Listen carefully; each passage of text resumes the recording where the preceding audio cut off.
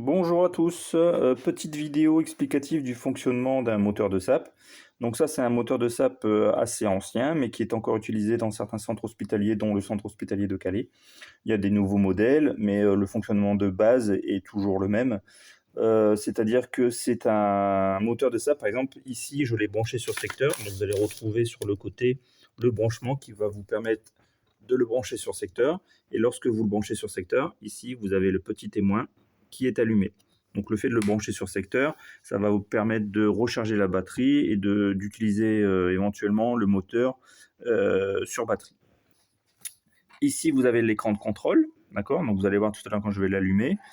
Ça vous permet ici de régler le débit et de voir différentes alertes. Ici, nous avons le système de blocage. Donc ici, vous voyez, vous soulevez, vous le pivotez. Vous avez le système de blocage des ailettes de la seringue. Alors, c'est quoi les ailettes de la seringue? Au cas où. Donc là, je vais prendre une seringue de 50. Voilà, c'est ici. Ça, ce sont les ailettes de la seringue. D'accord? Ici, le bout, donc je vais la poser. Ici, c'est la tête du piston. D'accord? Donc, nous avons le système de blocage des ailettes. Et ici, lorsque vous le soulevez, vous allez déverrouiller, pouvoir l'avancer ou le reculer. D'accord? On va venir mettre ici la tête du piston de la seringue. Donc, ça marche également avec des seringues plus petites de 20 ml. Regardez, je vais d'abord l'allumer. Donc, pour l'allumer, on appuie sur On. Vous voyez, tout se met en route. Ici apparaît une alarme visuelle qui vous indique qu'il y a un souci au niveau du système de verrouillage des ailettes et au niveau, ici, ça correspond au système de la tête du piston de la seringue. Ici, tout est allumé parce que ce sera à vous de choisir la marque que vous utilisez pour le moteur de SAP. Donc là, par exemple, je vais prendre une seringue de 20 ml. Donc les ailettes qui sont ici, on va venir au niveau, le bloquer à ce niveau-là et le bloquer à ce niveau-là pour le corps de la seringue. Je l'avance, hop, et vous voyez, l'appareil, le moteur a bien reconnu que c'était une seringue de 20 ml, d'accord?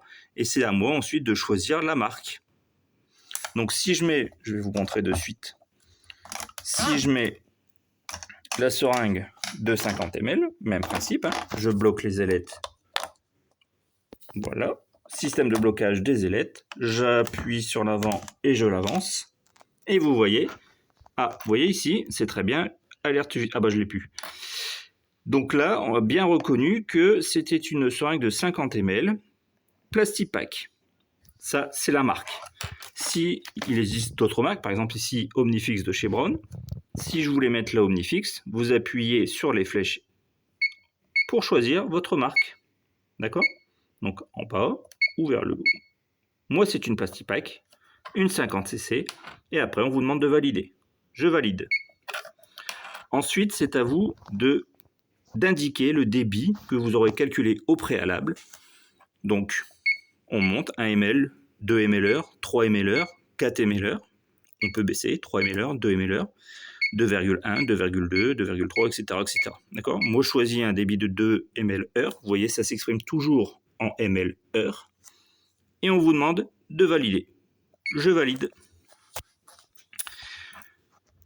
Petite flèche, petite flèche.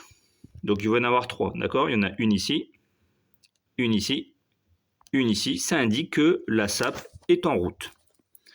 Si je mets la SAP sur batterie, vous voyez, ici va apparaître une batterie. D'accord? Mais moi, le problème, c'est qu'il y a une alarme qui va se mettre. Alarme batterie, parce que ma batterie est déchargée. Donc là, c'est à vous de le rebrancher sur secteur. Voilà. Donc, si vous devez arrêter la perfusion, vous avez un bouton pour arrêter. D'accord? Lorsque l'alarme est en route et que vous voulez faire silence alarme sans arrêter la SAP, vous appuierez sur ce bouton-là. Ici, c'est pour purger. Alors, pour purger la tubulure de la SAP. Moi, je vous conseille de toujours purger avant d'installer votre seringue sur le moteur. D'accord? Mais ce bouton également est utilisé pour, vous voyez, c'est marqué pour un bolus. Pour faire un bolus, il faut que vous soyez tout à fait raccord, c'est-à-dire que vous connaissiez exactement ce que vous avez préparé comme concentration, à combien correspond en milligrammes le ml que vous allez injecter. D'accord? Donc on fait des boules de morphine par exemple. Voilà, donc là je vais arrêter la SAP. Donc pour arrêter la SAP, vous appuyez tout simplement sur off pendant 3 secondes. Et voilà, fin de cette petite vidéo explicative. J'espère que ça a été intéressant pour vous.